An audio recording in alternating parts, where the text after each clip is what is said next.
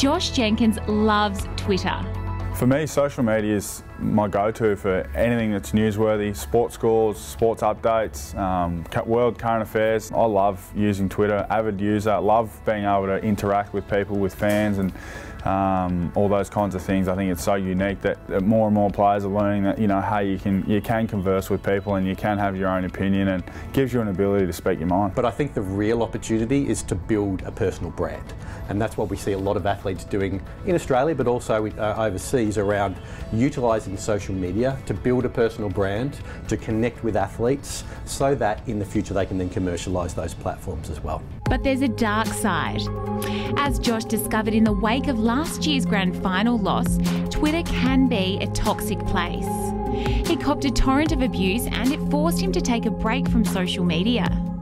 Took a bit of a break after the grand final. I knew what was going to be there. I didn't need to go on there to understand what was there. There's a lot of people in my mind on Twitter in particular who just want to sling mud. They don't really have a rhyme or a reason. They just like to sling mud and see whether they can get a bite, get a response from people. So whether I play really, really well or really, really poorly, I still see negative tweets, and I think that's just part of the business. The only ones that really give me grief or I don't agree with are when people are anonymous. I think it would go a long way to solving a lot of online bullying or online abuse of ensuring that everyone is identified. The mute button is your friend.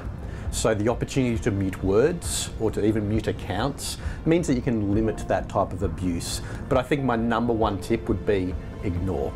Because the haters and the trolls out there, they want a response. So if you don't give them the response and you just ignore it, they'll eventually go away. Often the people who write that kind of stuff have very, very few followers and a very small platform. So by engaging with them, all you're doing is really giving them oxygen, and that's what they're looking for.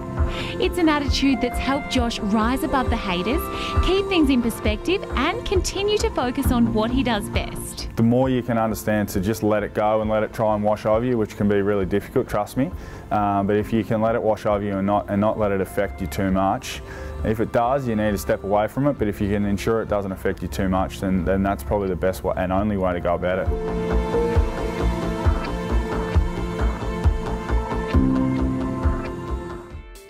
Footy Plus, Saturday night after the footy on 7.